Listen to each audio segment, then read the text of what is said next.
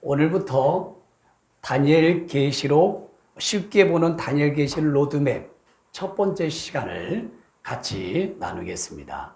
소 제목으로는 다니엘 서론과 구조와 목적에 대해서 같이 말씀을 공유하겠습니다. 우리 인생이란 가장 소중한 게 무엇일까요? 우리가 개인 종말이 딱 왔을 때 주님 품에 낙원 천국 가는 거예요. 그리고 우주적인 종말, 주님이 공중에 재림하셔서 우리가 죽은 자가 부활하고 살아있는 우리가 탕월함을 가지고 하루 파죠. 휴거되는 이 구원의 완성, 그리고 천년 왕국을 우리가 들어가는 것입니다. 그것이 우리의 인생에 태어난 목적이고 핵심이고 본질이고 의미인 것입니다. 그래서 지옥과 천국이라고 하는 말씀이 한국 강단에서부터 저서부터 매 예배 때마다 천국과 지옥에 대한 메시지가 선포돼야 되고요. 또 성도님들은 천국과 지옥에 대해서 매같이 묵상을 하고 생각을 하셔야 돼요. 그럼에도 불구하고 천국과 지옥에 대한 그 메시지가요, 너무나 빈약해요.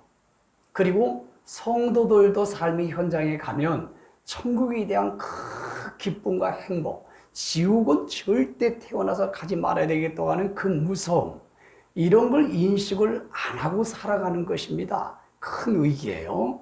그러면서 예수 그리스도의 십자가, 하나님 나를 창조했고 나를 위해서 목숨을 던지신 구세주 예수님의 그 은혜, 이걸 또 묵상하시고, 그리고 또 뭡니까? 주님이 공중에 재림하시는 그 약속이 초림보다 재림이 여러분 8배나 많아요. 신약 성경은 한 장당 한 번 반, 두 번 꼴씩 나와. 318번씩이나 나와요. 그 약속을 기다리고 희망하는 그 마음을 가져야 되고, 그런 말씀이 대대적으로 매 시간마다 주님 공중 재림이 임박했습니다. 문을 두드리고 계십니다. 말씀 성취를 보십시오. 그리고 우리는 영원히 위로가 되고 희망이 되고 소망이 되는 휴거의 그날이 왔습니다. 이거를 엄청나게 선포를 해야 돼요. 그리고 여러분들이 그거를 묵상을 하셔야 됩니다. 그리고 또 우리는 뭡니까? 한일의 7년 환란기에 유대인을 중심으로 휴거되지 못한 사람들을 어떤 방법이든 하나님의 시간표의 계획대로 구원시키고자 하겠다는 요한계시록의 한일의 말씀, 요 말씀을 집중해야 돼요. 다른 메시지도 필요하지만 별로 그거는 우리에게 효력을 주지 못합니다. 우리에게 별로 영향가가 없어요. 그런데 참 아이러니하게도요, 이런 말씀이 강단에서 사라지고 있고요, 성도들도 듣기 싫어하고 있다는 거라. 그러나 우리 성도들은 집중하셔야 됩니다, 이런 말씀에. 그리고 예수님이 마태복음 10장 3절, 누가복음 12장 56절에 말씀하신 것처럼 이 전 세계가 어떻게 진행되고 어떻게 가고 있는가, 그걸 잘 분별하라. 대신 내가 성경에 기록된 예언 성취를 너희들에게 표적과 징조를 많이 보여줄 것이다. 그러니까 그런 말씀을 알아야 그게 보이고 분별이 돼서 우리는 깨어있게 되고 준비하게 되고 대비해서 피할 수 있고 이길 수가 있는 것입니다. 할렐루야. 자, 여러분, 이 시대는 심각하게 빠르게 돌아가는 시대에 우리가 살고 있기 때문에 여러분, 다니엘과 계시록의 메인을 중심으로 성경의 창세기부터 65권의 마지막 때에 대한 말씀들이 엄청나게 많이 나옵니다. 이런 말씀들을 정말로 의도적으로 이 말씀을 전하고 이 말씀을 여러분들이 가르치고 이 말씀을 또 찾아서 읽고 무장을 하셔야 될 때예요. 왜냐하면 전 세계가 성경 역사로 움직여 가고 있거든요. 창세기를 시작했다면 그 과정의 예언서고 계시록에서 천년 왕국에서 다 인류가 끝나는 거예요. 그리고 그것은 하나님이 인류의 시간표의 경륜 역사대로 직선 역사를 끌고 가고 있는 것입니다. 그래서 이 성경을 모르고 예수를 믿고 교회 다니는 맹신으로 다니면 안 되고 미신적으로도 다녀서도 안 되는 거예요. 또 자기 이 땅의 배신, 자기 이 땅의 오복적인 신앙을 가지고 교회나 예수 믿으면 안 되는 거고, 또 뭡니까? 여러 가지 그 성경을 믿고 학증하는 그런 신앙이 아닌 것은 열심히 예수를 믿다가 열심히 교회 봉사하다가 개인 종말이 왔을 때도 낙원 천국을 못 가는 거예요.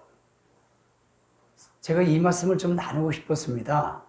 지난주에 저하고 가장 절친한 지인이 있어요. 그 지인이 나하고 한 1시간, 2시간을 통화를 했는데 너무너무 가슴이 많이 아팠어요. 교회를 다닌 지가 한 20년이 넘습니다. 그리고 자녀는 모태신앙이에요. 그러면서 가정에 어떤 어려움이 있다는 것 때문에 무당에 가서 굿을 2번 이상을 했습니다. 그것도 300만 원, 400만 원, 500만 원 들여서 결국 그렇게 구설을 했지만 하나도 해결된 게 없어요. 그럼에도 불구하고 또 구설을 하러 가야 된다고 하니까 그 지인된 자녀는 나 지옥 가면 안 돼, 안 간다고, 걱정하지 마, 지옥은 내가 다 알아서 갈 테니까. 근데 그분이 누구냐? 열심히 신앙생활을 20년 이상 했던 사람이고 교회 집사예요. 그리고 모태신앙이에요. 여러분, 뭐라고 얘기하는가 하면 하나님을 믿어서 풀을 게 있고 무당 가서 풀을 게 있다고 해야 됩니다. 근데 너는 무당 가서 구설해야 반드시 풀린대. 나는 정말 가슴이 아프고요, 속이 터지고, 얼마나 2시간 동안을 싸워서 내가 그 자녀는 내가 돌려놨어요. 이제는 전쟁을, 2사람한테 전쟁을 지금 해야 될 상황이에요, 내일부터. 여러분, 제 측근에 이런 사람이 한두 사람인지 아십니까? 심지어는 제 목사님들도 많아요. 제 주위에. 목사님들도 뭐라고 하는지 아세요? 여적지 신학 공부하고 조직신학 해보니까 조직신학은 조직신학이야. 내가 열심히 공부를 하고 성경을 공부를 해놓고 뒤늦게 가서 하나님이 안 계시다. 다 종교는 같다. 뭐 동성애가 어떠냐. 자벌군지법을 빨리 통과시켜라, 목사들이. 국회 선거 끝나자마자 그 다음날.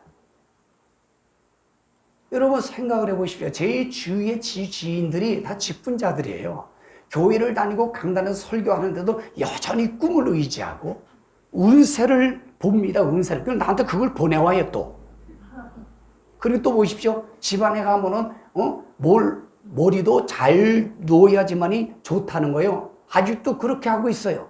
아직도 여러분 1월 1일 날이면 저 계야산 강원도 해돋이를 보러 가는 목사, 장로, 집사도 있습니다. 아직도 여러분 팥죽을 먹어야 어떻게 액땜을 막습니까? 아직도 여러분 시험 보러 갈 때 엿을 먹고 가셔야 잘 붙어요? 휴지를 담고 가야 잘 풉니까, 문제를?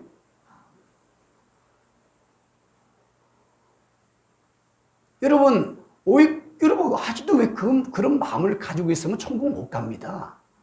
그런 분이 기독교에 통계가 나와 있어요. 제가 통계낸 게 아니에요. 80% 이상이 됩니다.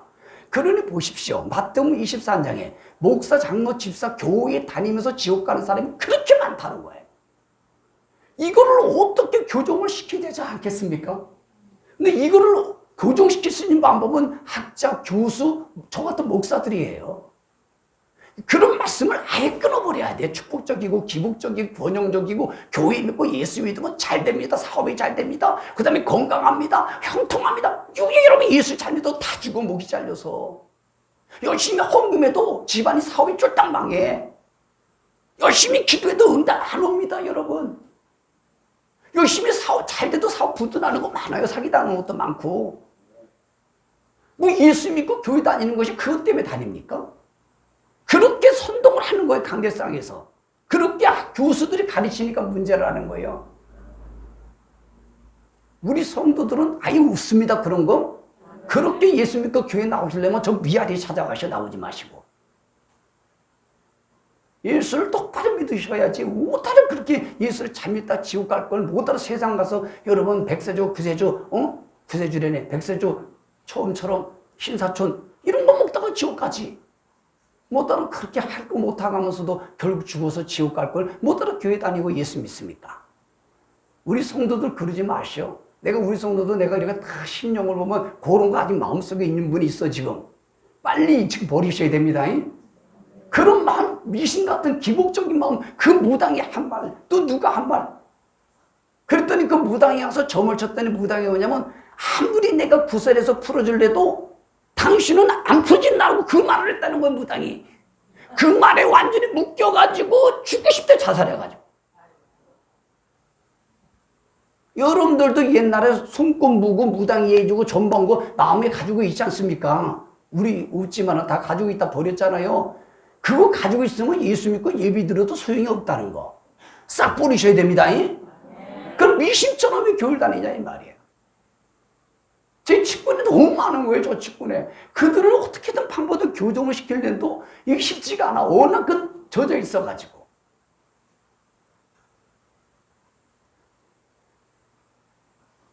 그래서 영혼을 지켜야 돼요. 그냥 구원받는 게 아닙니다. 그냥 여러분 쉬고 되는 게 아니에요. 그냥 죽어서 천국 가는 게 아니에요. 막연하게 가는 게 아니에요. 막연하게 못 가, 그런 분들은. 제대로 믿어야 돼요. 성경을 제대로 믿고 그걸 확증하고 열매를 나타나고 그에 대한 가치관이 있고 소망을 가지고 살아가야 되는 거예요. 이 땅에 아무리 상관없어요. 조건은요. 하나님이 하나님 되심으로 예수님이 나를 죽으신 그 은혜로. 그래서 내 몸을 드리고 모두를 드리고 내가 죽음이 와도 한 살려줘도 감사하고 정말 뭐든지 하나님께 영광을 돌리는 그 믿음만이 여러분 천국 갑니다. 우리 성도들은 그런 본질과 바탕이 잘 되어 있는 줄 믿습니다. 고마워요. 우리 성도들은 담임 목사보다 한 10배 이상 훌륭해요. 참 감사해요. 자, 여러분 이제 오늘 말씀 본문으로 다니엘 서론과 그 다음에 구조와 목적에 대해서 이게 이제 중요해요. 첫 출발을 하는 가운데 여러분 다니엘서는 그 후일에 다니엘서 2장 28절 말씀 보니까 느부갓네살 왕을 통해서 후일에 될 일을 알게 하셨다. 이게 계시록 1장 1절과 같지 않습니까? 예수님이 계시라고 하면서 앞으로 반드시 속히 일어날 일, 되어질 일들을 바로 보여주시려고. 그래서 구약의 계시록을 다니엘이라고 하고요. 그 다음에 신약은 요한계시록이고 마태복음은 마태계시록, 그 다음에 마가복음 13장은 거기도 계시록이고 누가복음 21장도. 그래서 우리는 이 다니엘서를 쭉 보게 되면은 얼마나 중요한지 몰라요. 다니엘서가. 그래서 다니엘서는 계시록의 해석서고 계시록은 다니엘의 해석서고. 그래서 성경의 모든 65권에 있는 모든 말씀을 연구하고 공부하다 보면요 결론은 다 요한계시록에 가 있어요. 그래서 요한계시록을 모르게 되면은 창세기든 레위기든 열왕기상하든 모세오경이든 역사서든 할 것 없이 그 목적을 도달하지 못합니다. 목적을 도달하지 못한다는 것은 뱅뱅 돈다는 거예요, 진리가. 그래서 당하는 거예요. 마치 어디를 찾아갈 때 그 목적 설정을 내비게이션에 정확하게 설정이 안 돼 있으면 그게 엉뚱한 데 가 있지 않습니까? 그처럼 성경 65권을 연구하고 배우고 또 깨달을 때 요한계시록을 완벽하게 이해하지 않으면 그 목적이 빗나가요. 와, 그런데 반대로 요한계시록을 완벽하게 이해하고 다니엘서를 완벽하게 이해하지요. 어떤 성경을 읽고 배우고 연구해도요, 그게 다 목적지가 보이고 결론이 딱 와요. 우리가 여러분 공부를 할 때도 수학을 풀든 국어를 갖다가 논술을 해도 딱 읽었을 때 결론이 딱 나오면 너무 좋지 않습니까? 근데 아무리 읽어도 결론이 안 나오고 문제를 풀어도 방정식을 풀어도 답이 안 나오면 되게 힘들잖아요. 그러면서 딱 그냥 자기 마음대로 답을 쓰면 빵점이죠. 가입히우죠. 우리 마치 말씀도 그와 같습니다. 그래서 여러분 계시록과 다니엘에 엄청나게 시간을 많이 투자하시고 100번을 읽으셔야 됩니다. 그리고 동영상 올려놓은 거 머지않아 중국처럼 기독교 사이트가 이제는 제재를 받을 때가 머지않아 금방 와요. 그러다가 기독교 사이트는 아예 차단될 가능성이 농후합니다. 이제 중국처럼. 그 전까지 많이 듣고요. 계시록을 안 보고 저 같은 사역자가 되셔야 돼요. 전문 사역자가. 그래서 우리 교회는 9년 전부터 제 목적이 뭐냐. 저처럼 계시록과 마지막 때 말씀을 안 보고 다 전하고 공유하고 가르치는 그런 사역자를 만들어내는 게 제 목적입니다. 그래서 우리 성도들은 그냥 막 리더자가 다 돼 있고요. 또 안 보고도 다 가르치는 이런 실력자가 되어 있기에 참 제가 보람이고 감사해요. 제가 잘 가르쳐서 그런 게 아니에요. 그 말씀을 여러분들이 집중을 잘했기 때문인 줄 믿습니다.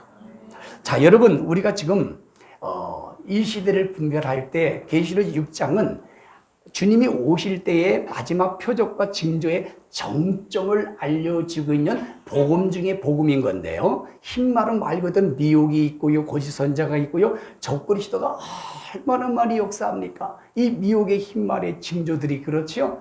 그러다 보니까 이제는 막 붉은 말의 징조들이 붉은 말이 여기 들어가가지고 개인적인 신용부터 전 세계 가정적으로 얼마나 여러분 피 터지게 싸우고 죽이고 서로 그렇습니까? 그러다 보니까 또 경제적인 징조에 공황이 오고 기근이 오다 보니까 경제 때문에 여러분 믿음을 버리고 자기 영혼을 팔아버리고 경제 때문에 하나님을 버리고 경제 때문에 가정이 파괴되는 이런 시대에 우리 정점에 지금 살고 있고요. 그러다가 종합세트인 천생말이 여러분 사망인데 경제를 죽이고 미혹으로 죽이고 또 뭡니까? 사람 때문에 죽이고 짐승으로 죽이고 모든 걸 죽여서 다 하데스라고 하는 음부의 지옥을 가게 만드는 엄청나게 무서운 거예요. 처왕생말이. 그런데 짐승으로 죽인 게 보시죠. 문자 그대로 여러분 박쥐나 쥐새끼나 이 하나님이 창조 사역의 DNA를 건드리지 말아야 되는데 이걸 건드려 가지고 온 사람들이 전 세계 완전히 팬데믹, 질병, 유행병으로 모든 사람이 두려움에 지금 가지고 있고 죽어가고 있지 않습니까? 거기다가 여러분 램페이지라는 영화를 내가 또 접하게 됐는데 거기 보니까 짐승을 갖다가 유전자 변형을 시켜가지고 짐승이 이 지구, 이 빌딩이고 사람이고 다 죽여요. 영화가. 여러분 바로 처왕생 말에 그것을 우리가 알려주는 건데요. 헐리우드 영화는요. 계시록 말씀을 근거로 해서 다 만들어내는 거기 때문에 그런 영화를 많이 보십시오. 그런데 계시록을 알고 그 영화를 보면 다 분별이 돼요. 그리고 더 정확하게 이해가 되는데요. 계시록을 모르고 그런 영화를 보면요. 어머 판타지아처럼 공상 영화처럼 어머 재밌네. 이거의 수준에서 끝나요. 아니에요. 영화는요. 계시록 말씀을 성취하는 대로 그대로 되어집니다. 영화가 현실이 되는 거예요. 말씀이 현실이 되는 것처럼 킹스맨 영화도 보세요. 성경에 있는 걸 가지고 영화를 만들어서 그게 현실적으로 지금 진행되고 있지 않습니까? 그러니까 이런 거를 우리 저 같은 사람이 많이 알려줘야 되고 성도들도 이거에 관심을 가져야지 그거에 속지 않고 미혹당하지 않고 우리가 소리스모노시 당하지 않는 거예요. 그러려고 성경에서 우리에게 이걸 가르쳐주고 있는 것입니다. 할렐루야. 이러한 시대에 여러분들이 잘 말씀에 충만해서 여러분들이 속지 않고 승리하기를 축복합니다. 여러분 첫 번째 보게 되면 다니엘서는 구약의 계시록이다. 그런데요. 왜 특별히 계시록과 다니엘서를 왜 그렇게 학자, 교수, 목회자들이 그렇게 이것을 싫어할까? 여러분 그거는 여러분들 말씀드렸잖아요. 그죠? 여러분 가톨릭 신학자가 기독교 교황을 옹립하고 기독교 신학적으로 무너뜨리기 위해서 방법을 만든 게 뭐예요? 다니엘과 계시록을 갖다가 여러분 알카자가 역사적으로 끝났다. 이렇게 신학적으로 만들어가지고 그게 먹혀 들어가고 그 다음에 리베라고 하는 제수이트의 천주교 학자가 이게 뭡니까? 역사적으로 상징적으로 다 해버린 거라. 이 두 학자가 상징 역사로 신학적인 것을 토대로 잡아놔가지고 전 세계 기독교의 교수, 학자, 목사들이 상징과 역사적으로 이걸 가르치니까 결국에선 기독교가 완전히 무너지고 결론을 못 내리고 신앙의 뿌리를 못 내리게 되었다. 그러다 보니까 또 이단들이 판을 치는 거예요. 왜 일단들이 안 하니까 이단들이 그걸 해먹는 거예요. 그래가지고 사기를 치고 그냥 가정을 파괴, 통일교, 몰몬교, 또 하나님의 안산홍 막 이렇게 나오는 거 아니겠습니까? 예. 그리고 뭐 무섭다, 두렵다, 막 이런 거 절대 속지 않기를 주님의 이름으로 축복합니다. 여러분 다니엘서는 묵시문학이라고 해요. 계시. 이건 묵시는 뭐냐면 침묵자 보을시다. 침묵해서 보여주는 거고, 계시는 말 그대로 뭐예요? 열개자 보을시자. 아포칼립스. 요 감춰진 것을 열어서 보여주는 것을 묵시 계시라고 하는 거예요. 별 차이가 없습니다. 묵시나 계시나. 묵시는 단지 문학적인 형식이 좀 들어가서 묵시록이다라고 하는 거고요. 그러면 생각을 해보세요. 앞으로 일어날 일들이 감춰져 있지 않습니까? 이거를 다니엘과 계시록에서 기록해가지고 다 드러내서 보여주는 거예요. 그 보여주니까 알지 않습니까? 아니까 여러분 속지 않을 수 있고 피할 수 있고 이길 수 있는 거예요. 그래서 여러분 성경의 결론이고 엑기스고 노른자고 여러분 참 이게 너무 그렇게 중요한 거예요. 이게 중요하기 때문에 마귀는 그걸 못 가르치게 하고 그걸 강단에서 설교를 못하게 만들고 그리고 그것을 갖다가 역사와 상징으로 이만희처럼 이단처럼 취급받습니다. 두렵습니다. 이런 식으로 다 이렇게 뭡니까 포장하고 연막탄을 터뜨리는 것이 성공했기에 오늘날 모든 목회자와 모든 기독교의 성도들이 다 넓은 길로 가는 거 좁은 길로 갔다가 반석에 집을 셨다가 야 무시민을 모래에 집을 짓게 돼 있어요. 좋은 나무였다가 나쁜 나무가 돼서 나쁜 물고기가 돼버린 겁니다. 지금 상황이.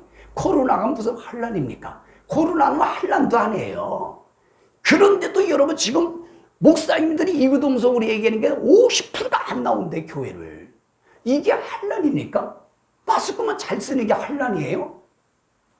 아니 이게 환란인데도 집에서 드리는 게 편하다. 이것 때문에 교회를 못 나온다. 그러면 앞으로 이거보다 여러분 막 2배, 3배, 10배, 20배 정도 많은 게 환란이 온다면 그거는 뭐 불보다 뻔한 것입니다. 배교하는 것은. 그건 변질되고 인본주의로 가고 혼합주의로 가고 타협하는 거 그런 신앙이 교회 천국 간다고 또 가르쳐 또 그걸. 못 갑니다. 천국 그런 분들은.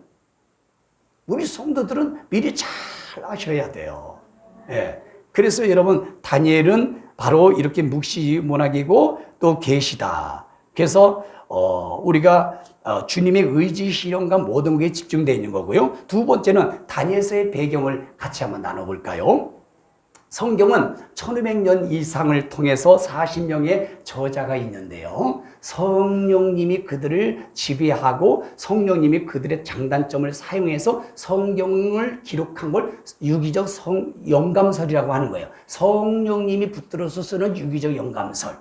그러니까 저자는 그냥 도구로 쓰임 받는 거고 그거를 직접 기록하신 분은 성령님이라고 하는 거예요. 그래서 성경 66권은 바로 저자가 성령님이기 때문에 성령님을 의지하고 성령님을 우리 환영하고 읽을 때 들을 때 깨달아지고 이해가 될 수밖에 없는 거지 지식적으로 배운다고 성경이 이해되는 건 아닙니다. 그래서 성경은 1000년, 2000년, 3000년 차이가 나도 내용이 똑같은 것은 성령님이 저자이기 때문에 그래요. 아무리 모세가 바울이 또 뭐 베드로가 안 되는 거예요. 사람이기 때문에 같을 수가 없어요. 기록한 게. 성령님이 저자니까 1000년, 2000년 차이가 나도 내용이 똑같을 수밖에 없는 거죠. 그 놀랄만하지 않습니까? 그래서 성경은 하나님이기 때문에 신뢰를 하셔야 돼. 무조건 성경을 신뢰하시면은 정말 낭패하지 않고 실수하지 않고요. 성공할 줄 믿습니다. 그러다가 BC 605년에 바벨론의 느부갓네살 왕이 이제 갈그미스 전투에서 승리하고 내려가면서 이스라엘 나라를 여러분 짓밟는 말씀이에요. 근데 이 말씀에 있어서 여러분 이 남유다의 요시야 왕이 대단히 훌륭한 왕인데요. 요시야 하나님이 아주 요시야를 들었었는데요. 종교 개혁도 하고 신앙 공부도 잘하고 대단히 막 30년 이상 통치하시는데 이 요시야가 바로 애굽이 아스르가 바벨론에서 지니까 갈그미스라고 하는 그 위에 조그마한 지역에 갈그미스라는 동네가 있어요. 아스르가. 그러니까 이 잔재 세력이 갈그미스에서 살아 있었습니다. 그러니까 애굽에 있는 누구 왕이 그 갈그미스에 있는 아스리의 잔재 세력과 연합해서 바벨론과의 전쟁을 하러 올라갈 때 요시야 왕 때였어요. 609년. 그런데 그런데요.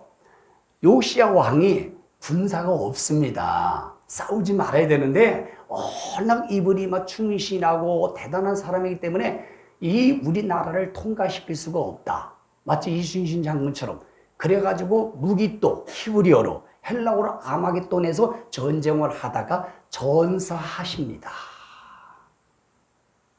너무 아까운 인물이에요.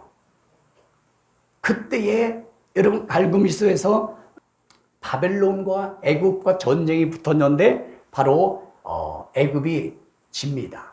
그리고 그 여세를 몰아가지고 느부갓네살 왕이 예루살렘을 점령하는 거예요. 여세를 몰아서. 그때에 다니엘서 여러분 1장에 쭉 말씀해 보면은 그 1장 2절 말씀 보면 이런 말씀이 나와요. 주께서 유다 왕과 여호와김과 하나님의 종 그릇을 바로 느부갓네살 손에 파심에 넘기심에 그래요.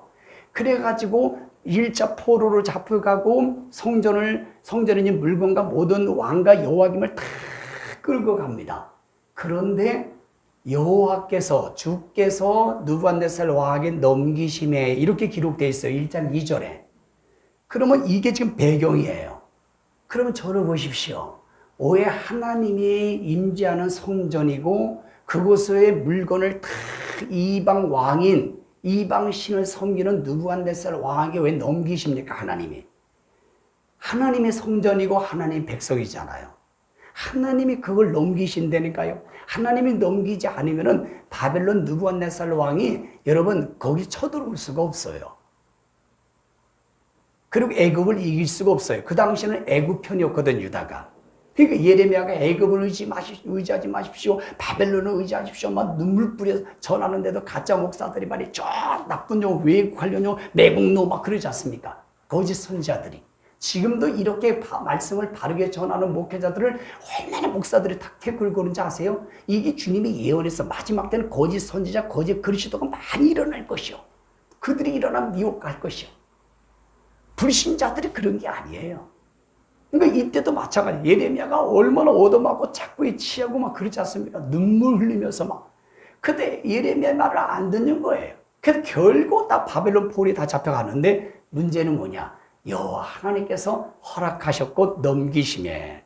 그러면 잘 생각해 보십시오. 이유가 뭘까요? 성전의 역할을 상실했다는 거예요. 하나님을 믿는 그 믿음이 가짜라는 거예요. 하나님의 성전의 주인이 하나님이 아니라 인간 제사장이었다는 것입니다. 그래서 하나님이 46년 동안 졌던 헤롯 성전도 돌 위에 돌아남지 않고 디토스 장군에서 싹 무너뜨렸습니다. 이 말씀대로 오늘날도 전 세계 교회를 보십시오. 전 세계 목사, 장로, 집사의 신앙생활을 보십시오. 여호와 하나님께서 보시기에 아이고 교회가 완전히 타락됐고 교회의 역할을 상실해버렸고 신학교는 동성애 옹호하지 신학교는 완전히 세상 타협으로 가지.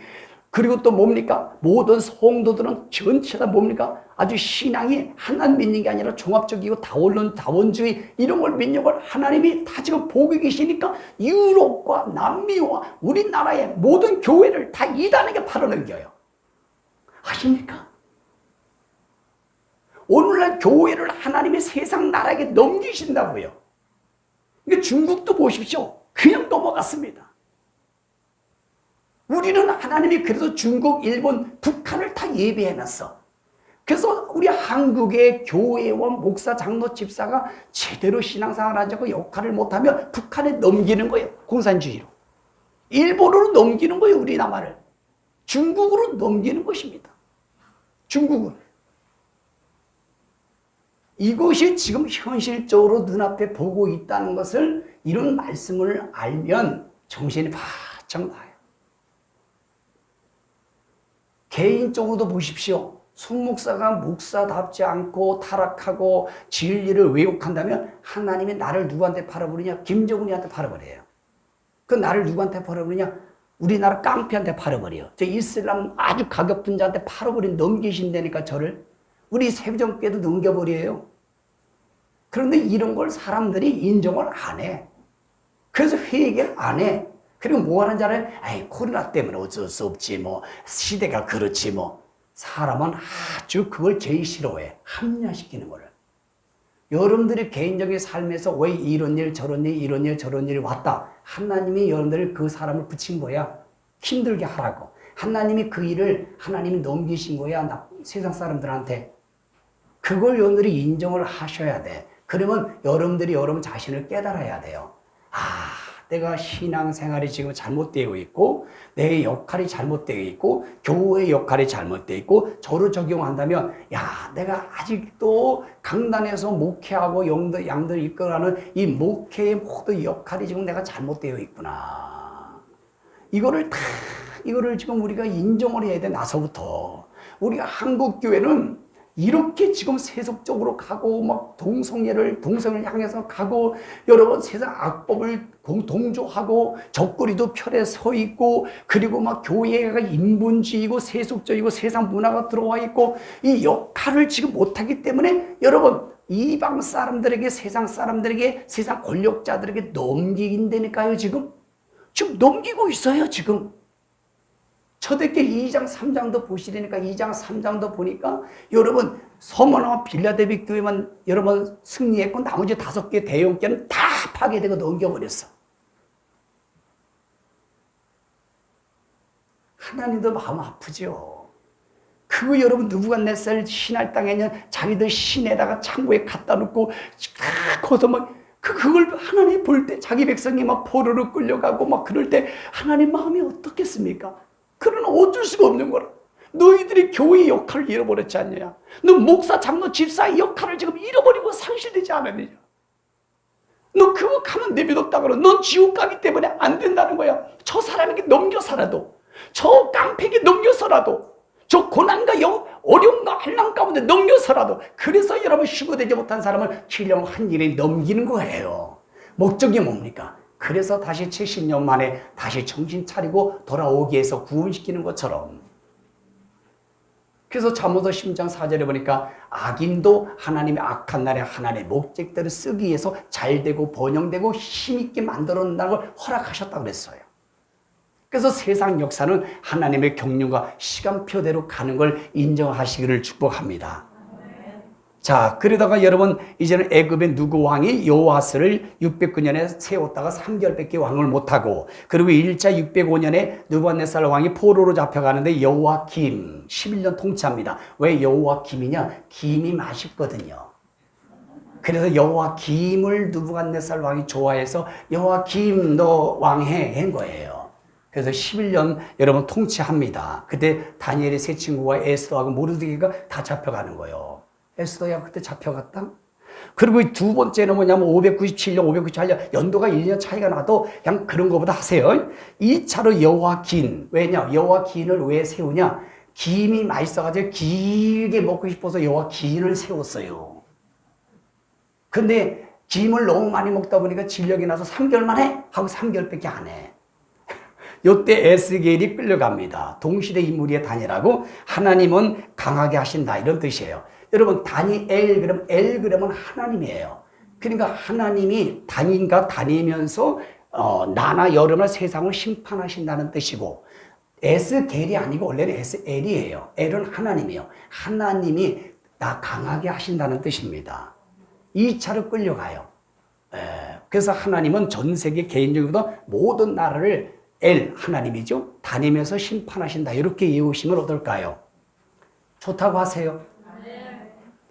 그 다음에 세 번째는 586년에 몽땅 다 끌려가는데 요시야의 셋째 아들 시드기야 왕이 시들어버렸어. 왜냐? 11년 동안 통치하는데 아예 얼마나 타락하고 그렇게 고통받는데도 제대로 왕 노릇을 못하니까 눈을 갖다가 자식들을 보내서 눈을 확 빼가지고 끌고 가. 왜 시드기야냐? 시들어버렸거든. 하나님이 그러니까 느부갓네살 왕을 통해서 그냥 시들시들하니까 시드기야 왕을 세워서 싸구리 포로로 잡혀가 눈을 빼가지고. 우리도 두 눈이 빠지고 세상 적그리두나 세상 악법 앞에 끌려가기 전에 신앙생활 잘했으면 좋겠습니다. 저와 여러분들이.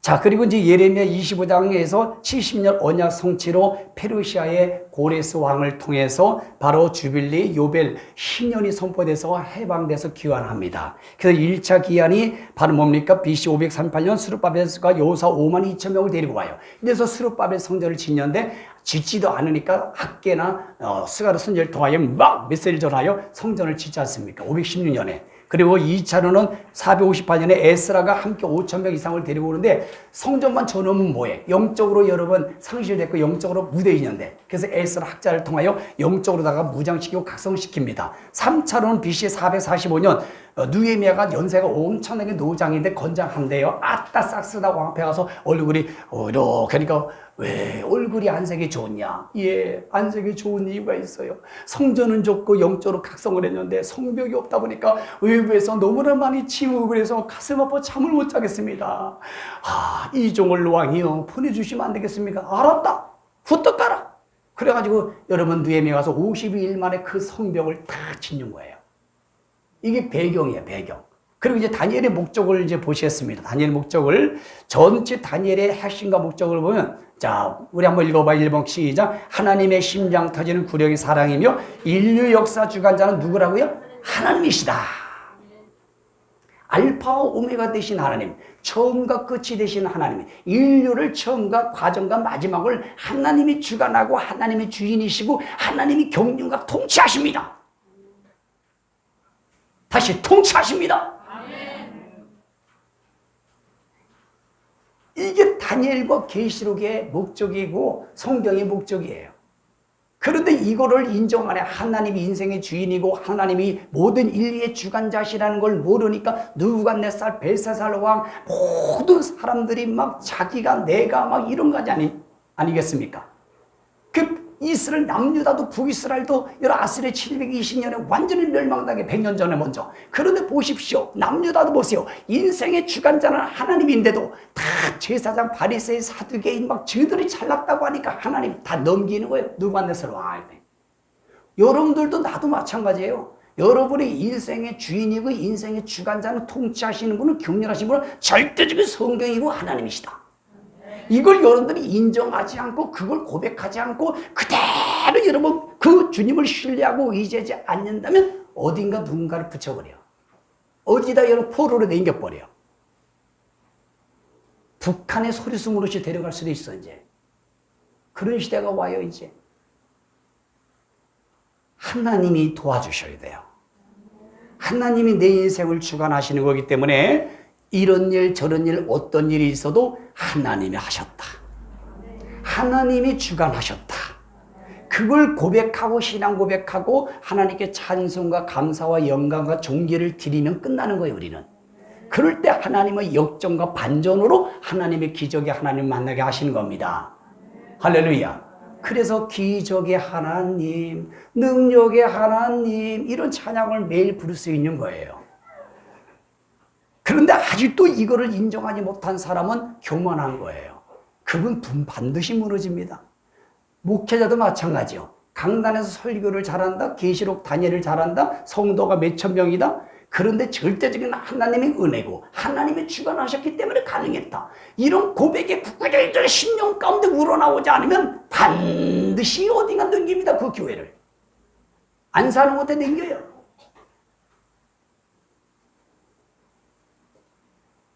교회 문 닫게 합니다. 자, 그러면 더 구체적으로 가보실까요? 마지막 때 반드시 속히 일어날 일들에 대한 예언된 말씀이에요. 그래서 하나님의 나라 천년 왕국이에요. 그것을 소망을 주는 것이 다니엘의 목적인 것입니다. 그 다음에 두 번째 뭐냐? 마지막 때 어떻게 대비 준비해야 되는 방안과 대안 솔루션이 여러분 다니엘서에 다 기록되어 있어요. 두 가지예요. 계시록하고 똑같아. 앞으로 반드시 일어날 일들에 대해서 알려주고 그거에 대해서 대안을 가르쳐주잖아. 그게 뭡니까? 휴거되라. 그리고 또 뭡니까? 두 증인이 되라. 관여 예비죄 들어가라. 이거예요. 그 다니엘서는 뭐냐? 바로 마지막 때 일어날 일들이 있을 걸 알려주고 그 대안이 뭐냐? 사드락과 메삭과 아벤느고 같은 믿음을 너희가 가지면 된다. 바로 간단해요. 자, 그럼 두 번째 보시겠습니다. 두 번째. 다니엘서의 내용 순서적 단락을 나눠보고 두 단락으로 제가 나눠봤어요. 자, 이렇게 됩니다. 마지막 때 일어날 역사적인 일들은 2장, 7장, 8장, 9장, 10장, 11장, 12장으로 딱 나눠져 있고요. 그 다음에 두 번째는 그 마지막 때를 깨닫고 회개하고 대비하는 신앙의 말씀이 1장, 3장, 4장, 5장, 6장으로 이렇게 두 개로 내용 순서적으로 나눠져 있다. 그래서 여러분 2장, 7장, 8장은 거의 내용이 하나로 쭉 마지막 때 일어날 말씀으로 쭉 연결되는 거예요. 이해가 되시죠? 그래서 여러분 그 중에서 7장에서 2장에서 여러분 금신상, 그 다음에 7장에서 바다산 내짐승, 여기서부터 8장에서 두 수장과 순염소 이렇게 하다가 마지막에 안티오쿠스 에파선에서 여러분 12장에서 여러분 7년 대화를 한 일의 말씀으로 딱 끝나는 거거든요.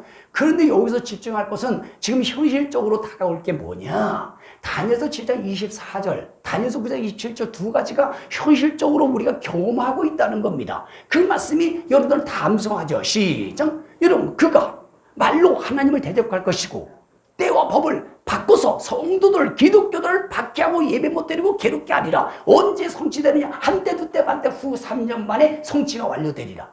그런데 이 악법이 현실 전 세계적으로 팍 일어나고 있거든요. 이 악법이 뭐냐? 차별금지법, 동성애법, 인권조례법, 성평등법, 그 다음에 등등등 되게 많은데요. 지금 우리나라도요. 보세요. 유럽, 영국을 중심으로 유럽을 이 악법이 정해짐으로 말미암아 성경이 불법화되어지고 교회가 교회다운 교회가 되지 못하고 예배를 못 드리게 만들고 전도를 못하게 만듭니다. 그리고 미국도 보십시오. 이 악법이 통과되고 나니까요. 예수 믿으세요. 여러분 잡혀가요. 성경을 아예 번역을 못하게 만들어버려요. 그럼 우리나라도 이것이 국회에 지금 통과되기 위해서 각 지방자치대로 성평등법이 지금 쓰고 있고요. 그 다음에 인권조례법은 각도의 3개 도가 지금 쓰고 있습니다. 그러면 이 법이 뭐냐?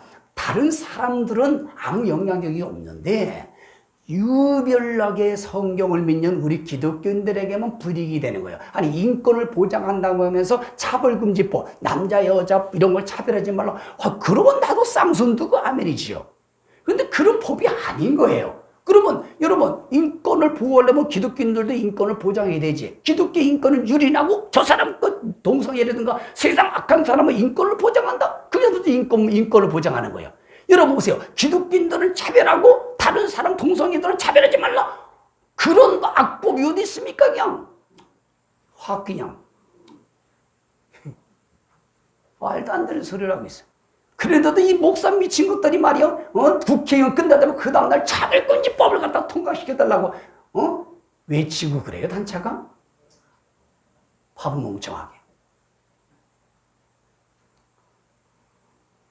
이 악법이 심각한 겁니다, 여러분. 이런 법이 이제는 막하게 돼 있어요. 요즘 여러분 우리나라 뉴스에 회자되는 단어가 뭐냐? 과유불급. 너무 지나치게 적성적으로 가고 있다. 과유불급. 과유불급. 이런 게 지금 아주 회자되고 있어요. 이 단어가. 사자성어가. 이것이 다 성경의 예언의 시간표 안에 들어가 있기 때문에 그 사람들이 쓰임받는 거지 그 사람 미워하지 마십시오. 그런 목사들도 제가 이렇게 강력하게 하는 거는 좀 정신 차려고 하는 거고 나는 안 미워. 왜? 어차피 이 말씀은 성취가 되게 되거든요. 그래서 그분들이 필요한 거예요, 사실은. 악역이 필요한 겁니다. 그래서 이런 말씀을 알면 분들이 되기 때문에 속지 않는다는 거예요. 그래서 이런 말씀이 이렇게 중요한 겁니다. 이해하시겠죠? 그 다음에 여러분, 동성애가 보십시오. 동성애가 여러분 차별금지법 성동풍대부터 되면 저도 여기서 동성애 성경에 위배됩니다. 동성애 안 됩니다. 이거 전하지 못해요. 전하는 순간 반드시 벌금을 물던가 감옥 가 있어야 됩니다, 저도. 예수만이 구원입니다. 너 왜 차별했냐? 그럼 석가모니는 구원이 없냐? 마호메트는 구원이 없냐? 안산홍은 구원이 없느냐? 이만희가 하나님이라는데 이만희는 구원이 없냐? 이렇게 돼버리는 거예요, 이게. 그런데 우리 성도들 잘 들어봐요. 한두 사람에도 있는 것 같기도 한데 에이 목사님 그런 게 어디 있습니까? 아이고 그런 사람이 혹시 유튜브 들으면서 있다면 정신 차리세요. 나는 사람들 신기해요. 아니 세상 나라는 말씀 예언 성취를 그렇게 하겠다는데 아예 뭘 해. 그냥 말이지 뭘 해. 이래도 당해 목이. 나는 참 사람들 신기해. 믿을 건 안 믿고 안 믿을 건 믿어요. 성경을 믿으시라고요. 성경을. 세상 언론은 믿을 게 별로 없지 않습니까? 다 사람들의 생각한 모든 이념을 세뇌교육시키는 것이니까. 그래서 성경은 틀림없잖아요. 성경을 비춰봤을 때 그 언론이 일치가 된다. 성경을 비춰봤을 때 세상 정부가 딥스테이트가 막 일치가 있다. 성경을 비춰보니까 어머 저 악법이 저렇게 맞네. 그럼 맞는 거예요. 성경이 일치가 되면. 성경이 일치가 안 되면 믿지 마십시오. 근데 문제는 뭐냐? 이런 성경 구절을 알아야지 분별을 하지. 그렇지 않습니까? 이런 말씀을 모르는데 어떻게 분별하겠습니까? 성도들이 뉴스를 보고 텔레비를 보고 세상에서 그런 일이 있어도 이런 성경 구절을 강단에서 각 신학에서 안 가르치는데 성도들이 어떻게 하냐 이거예요.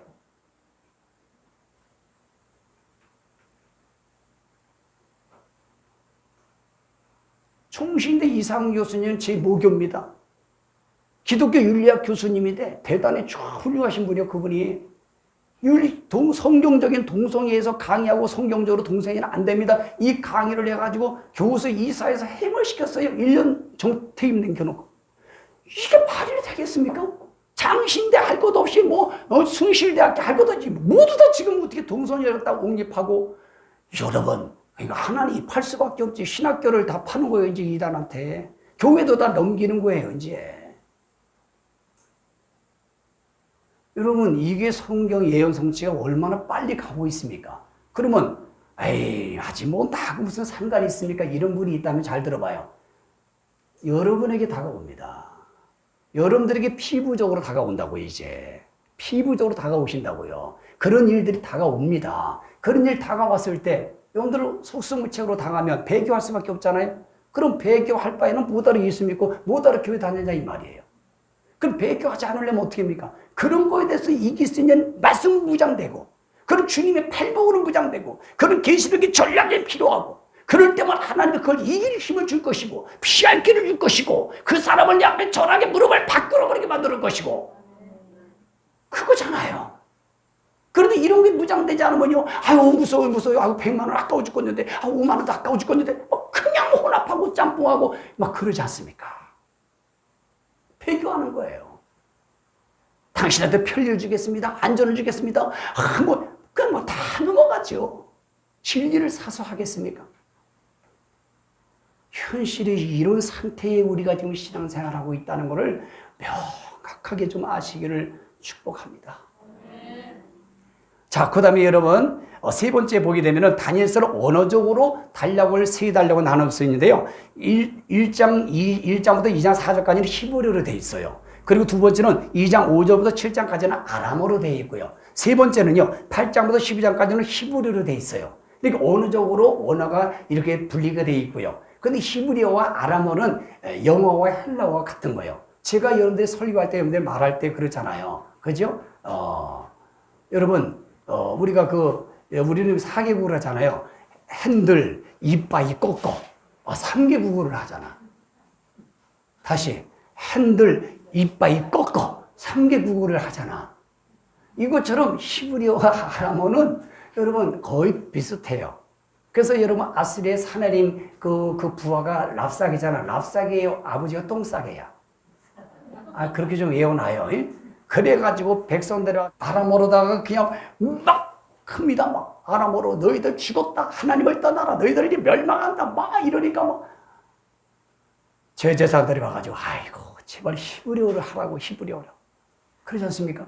여기 아람하고 히브리어는 거의 비등비등해요, 이게. 자, 이렇게 세 단락으로는 하나 있다는 거 기억하시고, 그 다음에 여러분들 프린트에 안 나갔지만은 네 번째는요, 이게 주제 연결 키아즘 구조라는 것이 있는데요. 이게 뭐냐면 1장과 6장의 주제별 키아즘의 연결로 같아요. 1장은 뜻을 정한 다니엘의 신앙, 6장은 뭡니까? 예전대로 기도하면 4장으로 들어간다. 기도하면. 그죠? 이 말씀을 사수하는 신앙이 키아즘 구조로 주제가 연결되어 있고, 그 다음에 2장 7장은 뭡니까? 여러분, 금신상에서도 받아 사는 내 짐승. 똑같아요, 내용이.